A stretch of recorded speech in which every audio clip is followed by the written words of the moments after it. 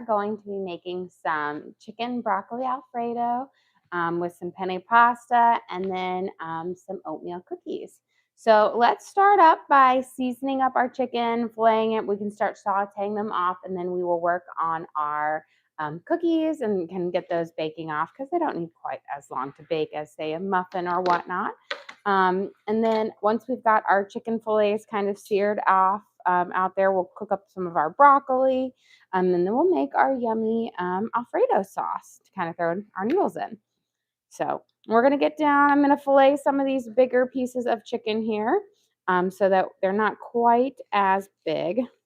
We're kind of getting down to the last of our stores before we have to head back out to the store. But I feel like our stock up made it pretty far, for through this winter weather that I haven't had to go out since last Friday. So we made it a whole week on there, which has been nice. Although we're down to just chicken, and all of us, we had so much chicken and bacon, and we're like, you know what? I think we could do without chicken and bacon for a while. Everybody has requested to have a lamb or beef or steak. They always request steak, so that's never, ever a change in their requests. But they were like, maybe not chicken breasts for a while. And I kind of agreed. We've had a lot of them recently. But that was one of the few proteins I could get my hands on. Fat and bacon. And I never thought I would hear my husband say that he could have a break from bacon for a little while, but we've had a lot of bacon recently. And so he was like, I could take a break. You know what? That one's pretty thin on its own. Okay, let's get these guys seasoned up. Then we'll sear them off for our pasta. My hands a quick little rinse.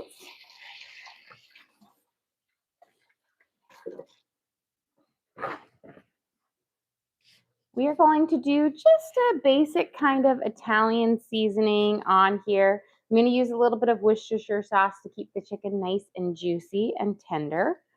So we'll drizzle a little bit of that over each chicken breast here.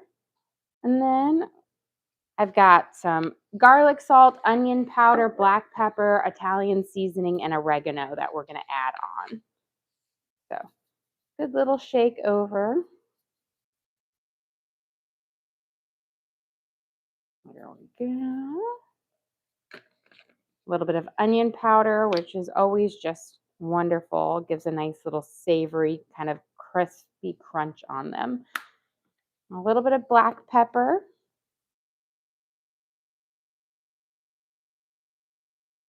Some Italian seasoning, which just kind of works well with the kind of Alfredo based sauce.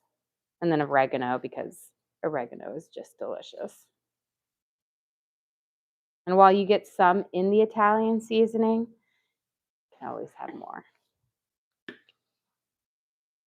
And then we'll flip these guys over and we'll season them up on the other side. That way they have a good amount of flavor. And then when we sear them off in our pan, we'll have that nice, those drippings, like little meat drippings, will also add great flavor to our sauce. So flip each one over.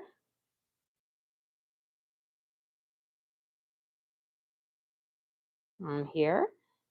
And then we'll drizzle it again with a little bit more Worcestershire, which the whole point of Worcestershire is not so much of a flavor as more it helps break down the natural fat in the chicken and leaves you with a really juicy and wonderful piece of chicken that isn't dry. Sometimes with chicken breast, because there isn't a lot of fat on the meat to begin with, it can dry out more quickly. But with the Worcestershire, it really helps keep it nice and moist. And then we kind of fillet them nice and thin so that we can sear them off really fast, which kind of traps in that moisture, but allows it to cook through pretty quickly. Again, our garlic salt, a nice little sprinkle over. Some onion powder. There we go. A little bit of Italian seasoning.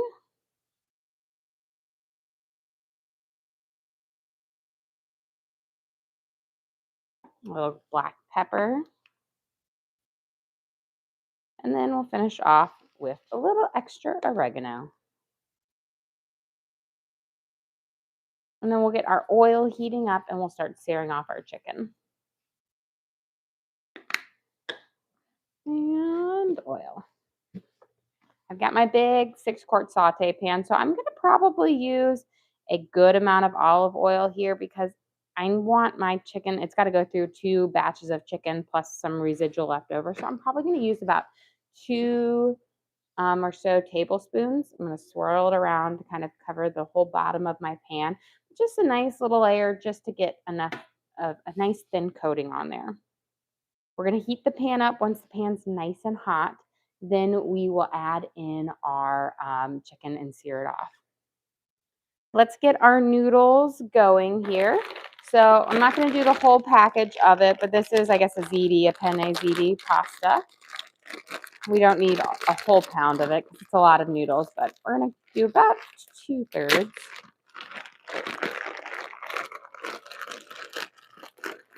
We'll let that start to cook. And since I'm going to be using a little bit of this pasta water in my sauce, just to, so I don't have to use quite as much cream to create a liquid base, I'm going to add a little bit of salt to it. That way I have a nice salty, starchy water. We'll give this a good stir. There. And then let that come to a nice boil. And let's work on our oatmeal cookies. So we're going to start off with, this one uses a good amount of butter. We're going to do 2.5 sticks of butter. So it's 1 1/4 cups of butter. So a stick of butter is equal to 1/2 cup. So we're going to need 2 1/4 cups of butter, or 2.5 sticks, which is 1 1/4 cup of butter. I'm also getting down to my very end of my butter here, which is always crisis mode because I love baking with butter. It just gives a much better flavor and texture to baked goods. Okay, so we're going to start off with our 2.5 sticks of butter. Let's first pop this guy up. And we're just going to give it a light cream here. You want to use room temperature butter because you want it to cream into the sugars well. And if you don't use room temperature butter, it's going to be very difficult to cream. I do have my oven preheated to 375, so we'll bake our cookies in that. Got our little bit out. Let me check my heat of my pan. We'll be almost ready for that. We're going to do our sugars here. We're going to do a 1/2 cup of granulated sugar, and then we'll do 3/4 cup of brown sugar. So a little bit heavier on the brown sugar, but that flavor just really pairs well with the oats in this recipe. So a 1/2 cup of granulated, and then 3/4 cup of brown sugar. And I'm using light brown sugar. You can use dark brown sugar. It will give it a bit more of a molassesy or richer kind of, flavor to it, but it still works. So that is a 1/2 cup, and now I need about another 1/4.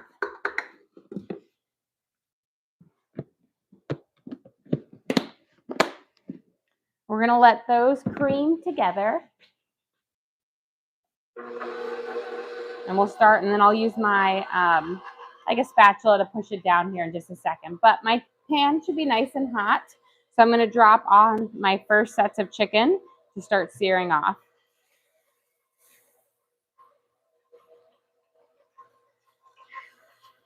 Yeah. I'm getting my nice thicker fat ones on. But again, I'm going to have to do this in 2 batches because we've got quite a lot of chicken here. And I don't want to crowd it because I want it to get a nice good sear on it. So we'll do a little at a time, and we'll let those sear off. Let me grab a spatula and push down our butter and our sugar mixture to kind of give it. Even though my butter is room temperature, our house is a little bit cold because it's trying to keep up with the cold weather. Can you go over the seasonings for the chicken? Yes, we did pretty kind of a simple Italian-based seasoning for it. So we first started off by drizzling it with a little bit of Worcestershire sauce, and then we did garlic salt, onion powder, Italian seasoning, black pepper, and oregano. Um, and a generous amount of each one. That way, if the spice drippings will drip off into the pan, it will still flavor things up nicely. We'll get these last bits creamed in here. And we're getting it there. You want to make sure all of your butter and sugar gets thoroughly mixed together. You don't want to see lumps of butter in there, so you want it to be one like homogeneous mixture, all one kind of blondish color to it. So your spatula is your friend here, because sometimes what can happen is your butter can kind of stick to the side of your pan, and then it doesn't mix as well, and that can actually impact the way your cookies come together. So we'll spread it down and pop on here.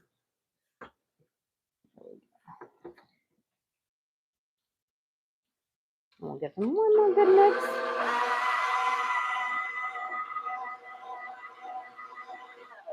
Perfect. Oh, a little piece of butter. I'm gonna make sure we get it there. I always just like to do that creaming up well, get it creamed up well before we have to add in some more ingredients. Okay, so that is pretty good. Let's check our chicken here. It looks pretty good. I'm just gonna rotate it because one of my pans I know likes to get a little bit hotter up towards here. So we'll give it a rotation, and in just a second, we'll flip them over on them. I'm gonna turn it down and have it right around a 6 to cook. And then we're gonna give our noodles a quick stir. Okay. We're gonna add in, let me get a spoon rest real quick. We're gonna add in 1 egg to this recipe. So a little bit different than some that use 2. This is just a single egg for it. And then we're going to add in a teaspoon of vanilla extract. A question. Are the kids still home from school? They are. So they've been out all week.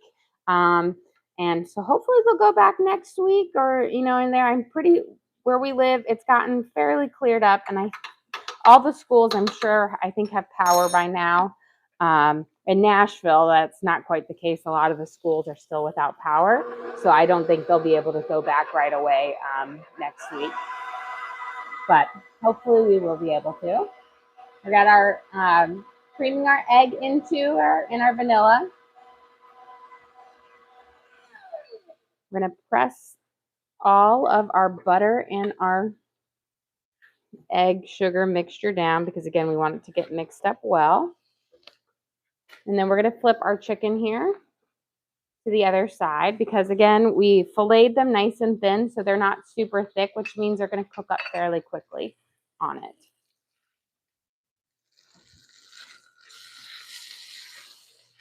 And don't worry about the little drippings of meat or getting stuck to the pan. That will just add great flavor to our sauce when we kind of deglaze it. What kind of cookies are you making? We're making just classic oatmeal cookies. Now you could always add in some other, raisins or chocolate chips to them, but we like them classic, plain Jane, simple, with nothing else added to them. We're going to add in a teaspoon of salt and a teaspoon of baking soda. So we've got our teaspoon of salt,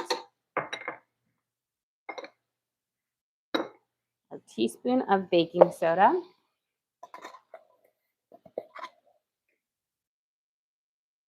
and then a teaspoon of cinnamon.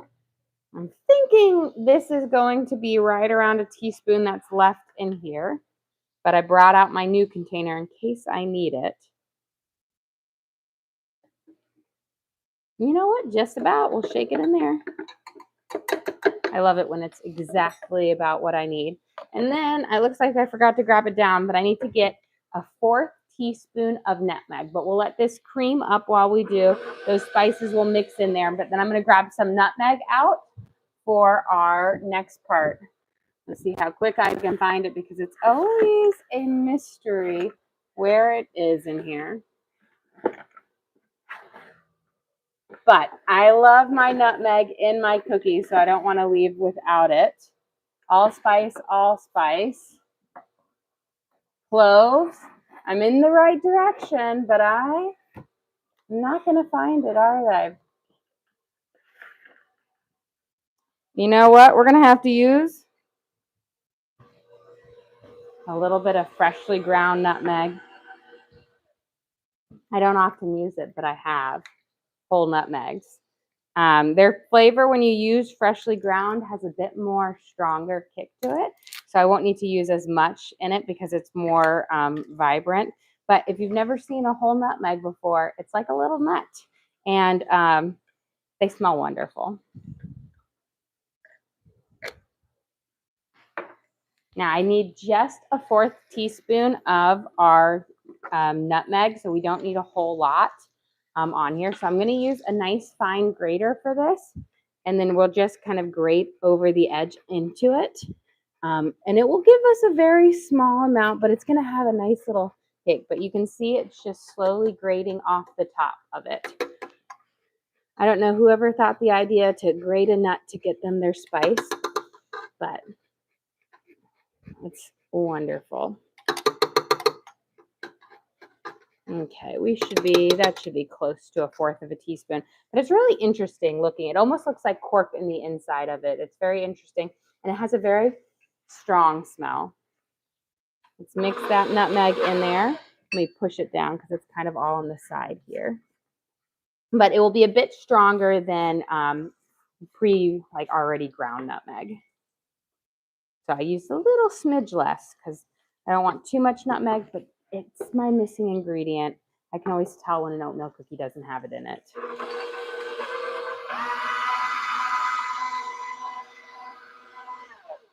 Get this side down.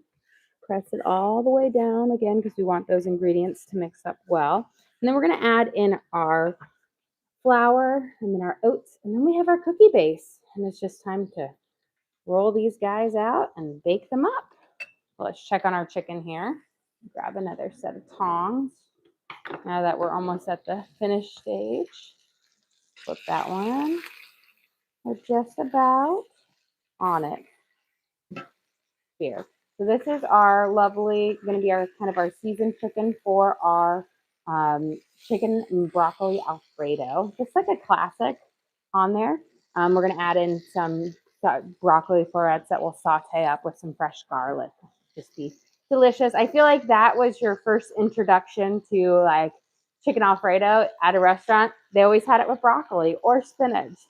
But you would go there. If you moved beyond the spaghetti, it was the Alfredo was your first like big foray into new Italian when you were a kid. Yeah, that's pretty much where your palate ended. Husband never got past he never really got past the pasta part. He just likes the chicken. Okay, we're gonna. I ate SpaghettiOs as a kid. Yeah. SpaghettiOs. Okay, we're gonna mix in our flour here. We're gonna do. You want to use all-purpose flour, and we're gonna use 1.5 cups. So not quite as much as we would use with a regular one, but we're gonna be using 3 cups of oats. So we're gonna add it in here. So that's 1.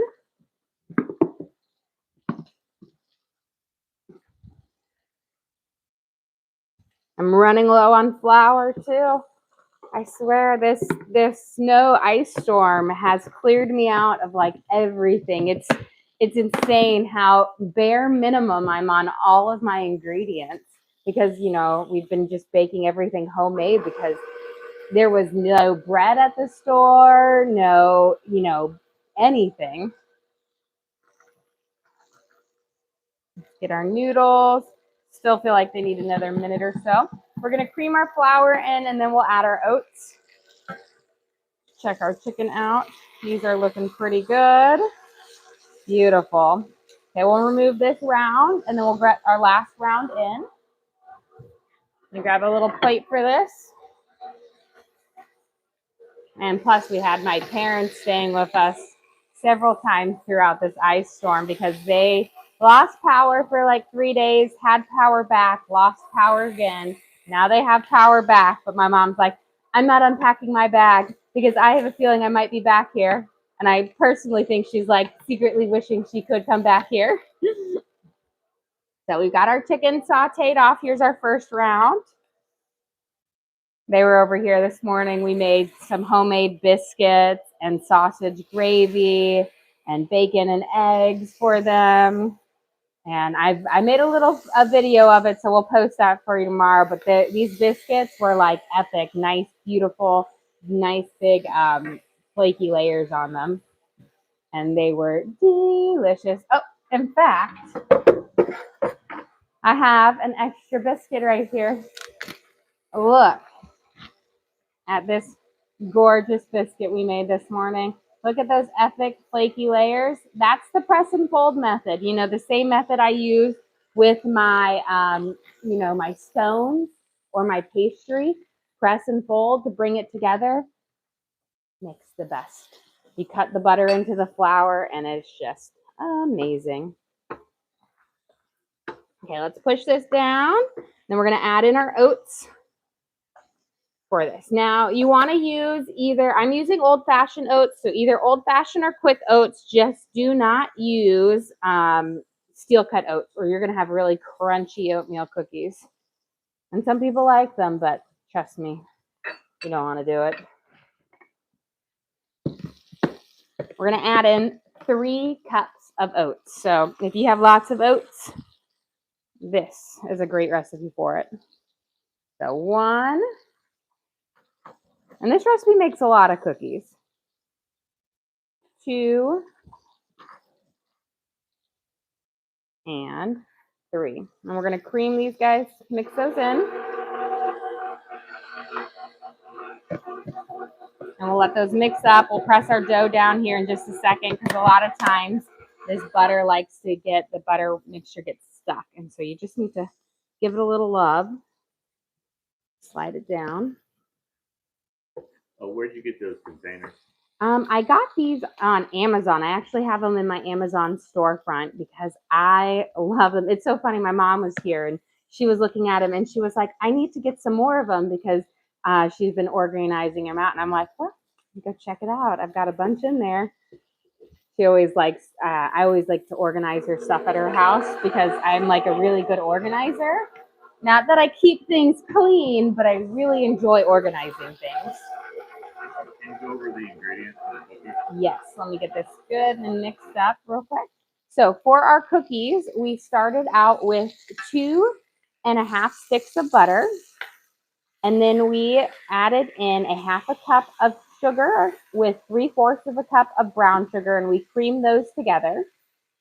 And then once they were creamed together well, we added in 1 egg, and then a teaspoon of vanilla, a teaspoon of salt, a teaspoon of baking soda, a teaspoon of cinnamon, and 1/4 teaspoon of nutmeg.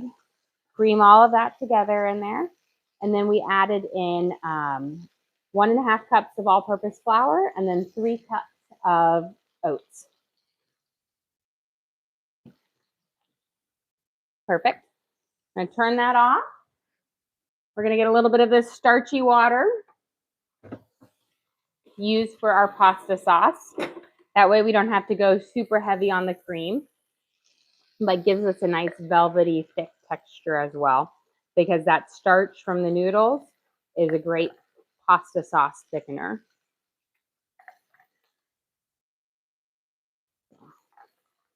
Get this out. And this will be really great for deglazing the bottom of our pan, which is where we have all of those little tasty bits from our chicken and the spices that are sauteing on there. So we've got this in here. I'm going to strain my noodles.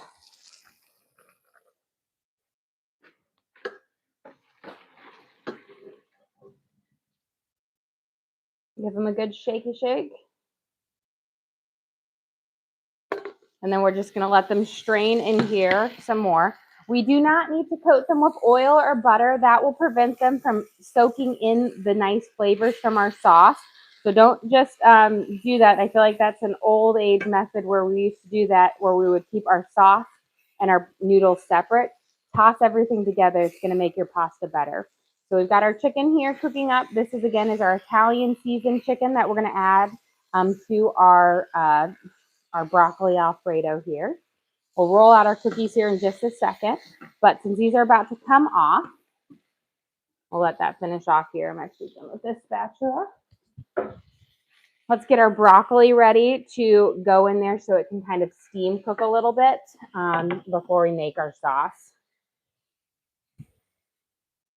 So I've got a couple good heads of broccoli here, and we're going to cut off the stalks because as much as I love the stalks, my kids and my husband's, they're all about just the little florets. In fact, the way they eat them is just, they eat them like trees, like they're a little giraffe just eating the leaves off the tree. They don't eat the stalks. It's a weird concept. What sound does the giraffe make?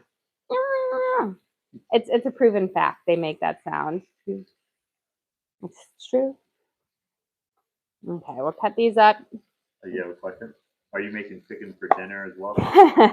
No, my 10-year-old, she actually has 3 soccer games, indoor soccer. So it's actually a whole different kind of game than regular soccer because there's no out of bounds, there's no offsides. You can kick the wall. It's like played in a hockey rink almost. So it's really cool. But she has 3 games tonight that we'll be playing, and so we told her she could pick the dinner for us. So we'll pick up something. So knowing Evie, and if her older sister has the ability to influence her, we will probably have Chipotle for dinner. Now, I'm really hoping that her older sister can't influence her and that she'll pick something else. I'm really going to try to convince her for like a sushi or something like that, but it will be her choice for it. Julie sent you. Oh, thank you, Julie. We appreciate that. So we'll let her have that. We will do a late night tonight because I'm going to be prepping up some sourdoughs and I'm going to do some specialty inclusions in them. And then we'll make up some treats for the weekend. I think I'll make a Chex Mix and whatnot. Kind of tide us over. There we go. Getting our last of our chicken off here. And now, don't worry about your pan if it has a little bit of these little drippings in it. Those will all come off when we make our beautiful glaze thing. But we're going to type our broccoli in right now. We're going to let it saute a little bit in here. I'm turning my heat down to a little bit lower. We're going to add in just a smidge of butter with this. When we add our pasta water in here, that will start to deglaze some of this, but I want that butter to melt just a little bit, and we're going to add in some minced up garlic. If that wants to let go of my knife, there we go. A little bit of butter. And then we'll start rolling out a batch of cookies here in just a second, but we'll do that once we get some simmering going. Because I like the broccoli to get a little bit of a crisp up on it before we put our pasta water in there to simmer up. We're going to use the rest of this garlic because an Alfredo needs a nice, lovely garlic base to it, just to make it even more delicious. Fresh garlic if you have it. Brenda sent you. Oh, well, thank you, Brenda. We appreciate that. Give this a good mince up. I'm out of garlic too, guys. This is another staple. I mean, I was able to order garlic salt to get me there, but we got to go and do some groceries. It's always, you'd be surprised. I almost feel like I need to take a video to show you guys how empty my fridges are right now. And then what they look like after we go grocery shopping. And you always wonder, where did all of this food go at the end of the week? And where does all of my money go at the end of the week? Food, it's the groceries. They cost an arm and a leg. And you know what? My kids will always complain. My daughter, my oldest daughter, she complains. She calls us an ingredient household, that we only ever have ingredients and everything. And I'm like, we have way more ingredients. If you want to know what an ingredient household, I grew up in an ingredient household, and we really didn't even have the best ingredients. There was no like chocolate chips to make anything good. I mean, we had flour and sugar and stuff like that, but you really had to use your imagination to make some good snacks. Here we go. Give these a little toss. We're going to throw in our garlic here with some of those little broccoli florets. We're going to toast them up, and then we'll deglaze the bottom of this pan here in just a second on here. But I want this to get a nice little crisp up. We'll add a little bit of this to bring out some of those. But you see, there we go. Look at that. It just lifts it up, and it's going to make this wonderful, beautiful flavor.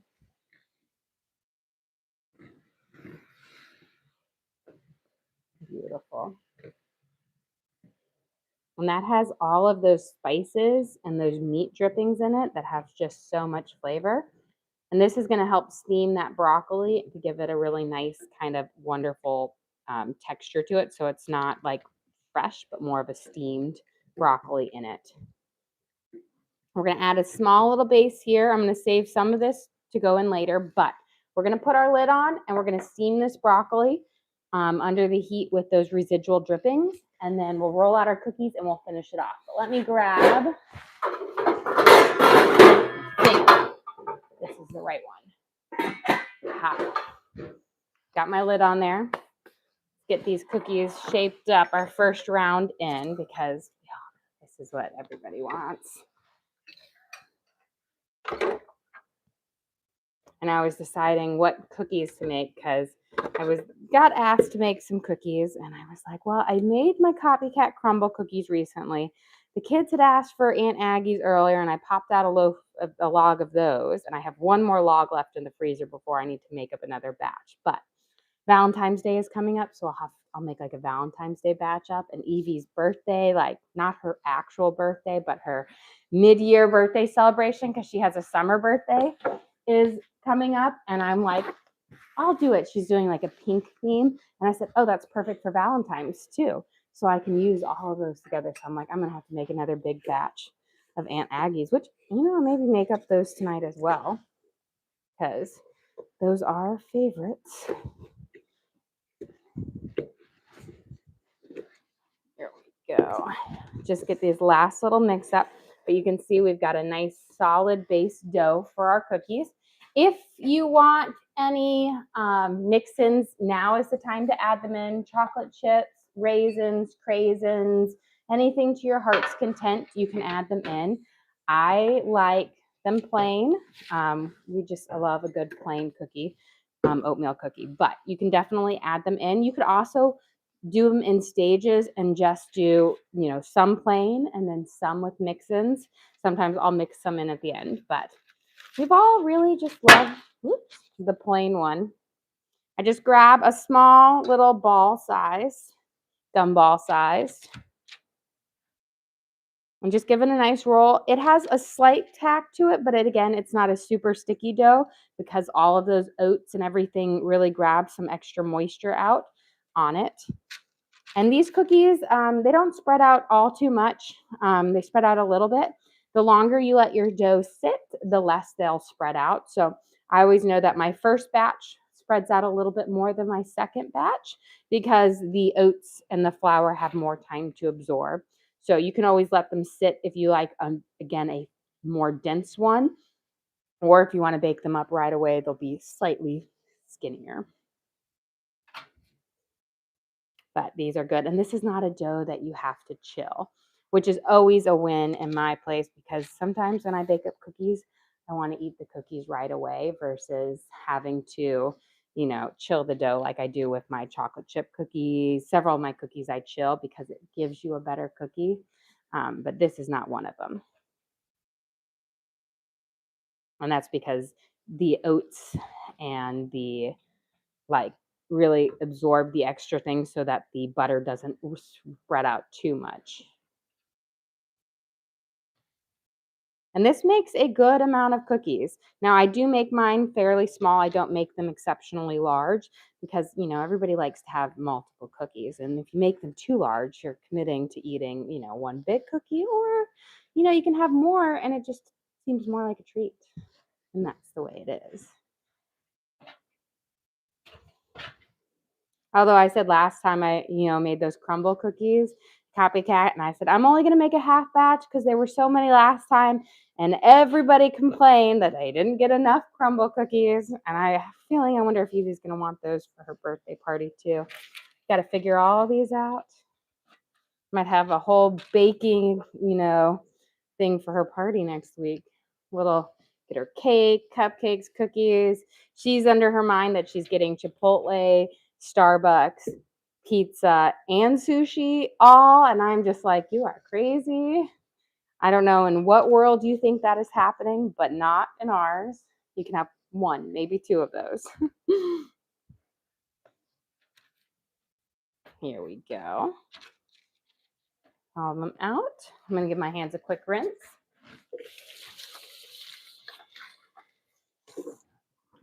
Now, this dough you could roll them up, freeze them down. Just make sure when you rebake them to bring them down to a nice kind of temperature. Look at this. I'm going to take that off. Look how beautiful that broccoli is, nice vibrant green, and is ready for us to do the next part of our sauce. Let's go add these in the oven. Our oven is set to 350 or 375, and these bake pretty quickly. They don't need a long amount of time to bake on there. So we're going to bake them for 8 minutes. That's all they need. Slide it over. Don't overbake them or they dry out. Set my timer. And then we'll take them out. They need to sit on the tray again for about 5 minutes for them to set because the butter needs to set, the eggs need to set, and then they'll be ready. You have a question. Is your oven gas or electric? It is electric. So everything that is pretty much electric around here. So if our power had gone out, it would have been we've been very cold and very hungry. But I really enjoy electric. It's my mom has gas and I grew up on gas. And I just find that I have more consistency cooking with electric than I do with gas, especially in the oven, because the oven, it kind of does the radiant heat where it goes up and on, off and off to keep that temperature. I love, love, love electric for that sense. Now, gas is beautiful. Gas is pretty. I know it's not the popular thing, but I've just found that I like it a little bit better. Adding the rest of our starchy pasta water in here. Really scraping the bottom off. You can see it has lifted all of those meat drippings off, and we have this lovely kind of amber brown color to our sauce. And now we're going to add in our cream, and we're going to need a good amount of this, and then we're going to add in some garlic salt and some Parmesan cheese. But with a good Alfredo, you need a good amount of heavy cream. You just don't need quite as much as we would need with a because we did our chicken in here, instead of having a pale Alfredo, we have more of a rich color because of those caramelized spices, but the flavor is going to be the same, except we're going to have that richness from the chicken, which will be just delicious. And if you always wanted to, you could always, cook your chicken in a different pan, but you'd be missing out on those caramelized spices, which add a really delicious flavor to our sauce. Oh, yes. Okay, so we'll have to turn this off. We'll try to, unfortunately, our things got a little plugged around on there, but hopefully I'll try to, luckily all of our loud stuff is gone, so you should just be able to hear us well, and I'll talk extra clear. But on here, we've got it simmering. I'm gonna get a nice little spoon, and we're gonna start grating in our fresh Parmesan cheese. But let's, okay, good. Perfect. We're going to do a little bit of garlic salt. You don't need too much because the Parmesan cheese is going to add an extra bit of richness. I've got my pan on about a 4, and we're going to do a light simmer. Freshly grated, if you have it, you can always use pre-grated. The nice thing about freshly grated Parmesan cheese is it has a little bit more of a moisture content into it. It's not as dry, which means it's going to grate up a little bit nicer. Where did I put? Let's rinse off a little bit of that nutmeg. Although, some people like to put nutmeg in their Alfredo, not me. Okay, let's get this grated up. But I like to use freshly grated because it has just, it's a light, more moist, so it's not as dry, which means it's going to melt a little bit nicer into your pasta sauce. Now, Parmesan cheese is one of the few cheeses that don't have the anti-caking agent on it because it's a very dry cheese to begin with. So that's one of those ones where you can really sub them both out. This just is a little bit softer than the pre-shredded. You got to comment that's the smallest garlic salt they've ever seen you with. It is. That was my emergency order it, get it here the next day on Amazon. The bigger containers was going to take too long, but it's going to get us through. That's all that matters. I know I've never realized how low I was on there. We need about a cup of Parmesan cheese in here. So I'm just going to be grating for, the next year, and then we'll get it in here. But this is what's going to make this sauce so, so delicious. And then we'll toss our noodles in here, and then we'll chop up our chicken, and I'll add our chicken in here as well. Let's see. Let's give it a good stir. And we'll add these in. Get that simmer around. Don't have your pasta sauce on too high, or you will create you'll scald your cheese at the bottom versus allowing it to really melt into it. So low temperature. It allows that to kind of soften everything together. If it's too high, you'll burn your cheese to the bottom of your pan. And then you have more work later. There we go. We're going to put our noodles in. We'll let them soak up some of the sauce, and we'll grate some more cheese in it. Do you use both regular salt and garlic salt? I do use regular salt, and it depends, like baking regular salt. Garlic salt for most cooking, unless garlic doesn't go with the flavor profile, which is very, very rare. But not together, yeah. So, yes. But if I'm using garlic salt, I don't use regular salt, because it kind of replaces that and just gives you more of an enhanced flavor to it. Let's get there. And you see how these noodles kind of soak up some of that extra liquid base? And now we're going to sprinkle in some more cheese over this to give you that nice, really wonderful, creamy Alfredo base to it. We have this rich kind of brownish amber color from the sauteed chicken drippings that caramelized on the bottom of our pan, which just add more flavor and richness to this dish versus just doing it on a clean pan. Gives you just that, makes everything better. Okay. Get these grated over. We'll mix them in. And then I'll leave this on the side because my kids, of course, will have to top theirs with copious amounts of Parmesan cheese. And the funny thing is, I'll leave this out there, and they're like, "Aren't you going to grate it for me?" And I'm like, "I'm not the waiter at the restaurant. I'm not going to grate it for you." And I really think the only reason the waiter at the restaurant does it because it kind of prevents you from grating too much, because then you get a little embarrassed if you actually put how much Parmesan cheese you truly want there. I feel like it's the way the restaurants save their money, because you're not going to sit there and have the restaurant go. Although my oldest daughter will, she'll be like, "Keep going." She has no shame when it comes to her love of Parmesan cheese. Okay. Let's mix this in, and then we'll chop up our chicken and get that tossed in there as well. But we'll add that in there. It's going to simmer and continue to thicken up. Looks so delicious. Beautiful. Okay. And here we have our chicken that we sauteed off on here. And I'm just going to chop it up for ease on the serving. You can always leave it in your base things, but for ease, it's easier for me when the kids are serving up. If we just slice it up and toss it in there, it can soak up those flavors of the sauces. Let's pause. Let's get our cookies out because you don't want to overcook your cookies.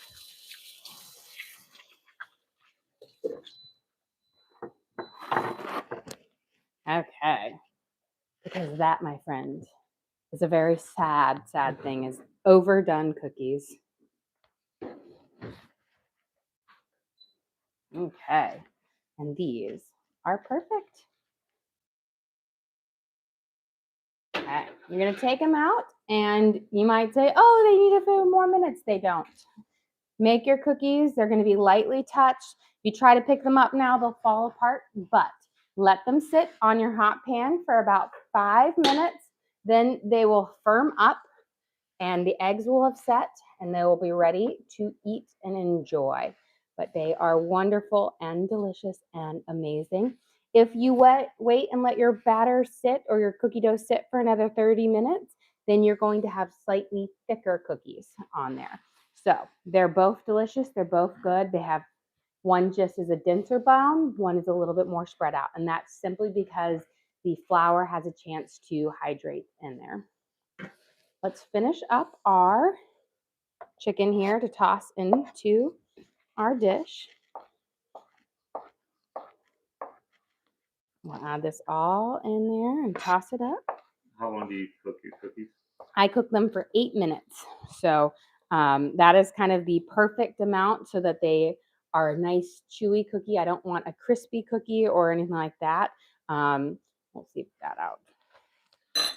And put that in there, but nice kind of simple, chewy, delicious cookie. I love that over, the crunchier crunch, not my fan. Here we go. Let's mix in.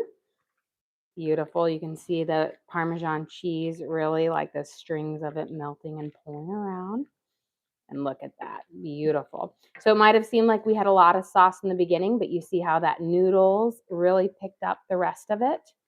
And that's why you want to cook your noodles to an al dente and throw them into your sauce because they soak up all of that extra flavor, which just make it delicious.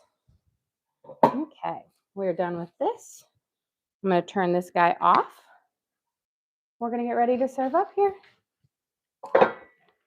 And bring our cookies over here because by then I should be able to pick up a couple of them. And then I'll have to prep up my next batch to get in the oven. Okay.